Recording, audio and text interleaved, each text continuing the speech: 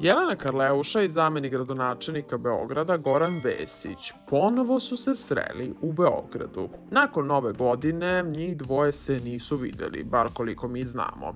A sada je Karleuša objavila na svom Instagramu da je posetila 45 novih komunalnih milicionerki i milicionera u Beogradu, a dočekao je zamenik gradonačelnika Vesić, ili ti Sićve.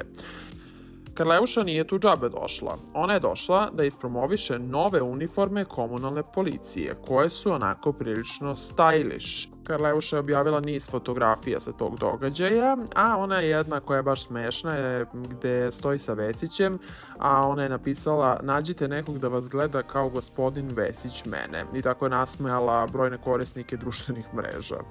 Karleuša se malo razlikovala od ovih milicajki zbog toga što je imala visoke štikle i haljinu, a ona je na svom Instagramu otkrila šta je nosila ispod ove uniforme, ovu bež haljinicu, i u mrežama se munjevitom brzinom šire fotografije s ovog okupljanja.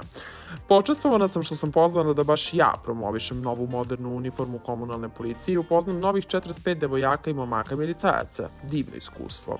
Hvala zameniku gradonačelnika Vesiću što na modern i inovativan način razmišlja čak i o uniformama. A svi znamo koliko Jelena Karleuša voli modu i koliko prati sve što je to novo, stylish i moderno, pa možda se Vesić konsultovao sa njom oko dizajna. Boga pita. I svakako želim da čujem da li vi u životu imate nekoga kao što je Vesić, da gleda u vas kao u Karleušu.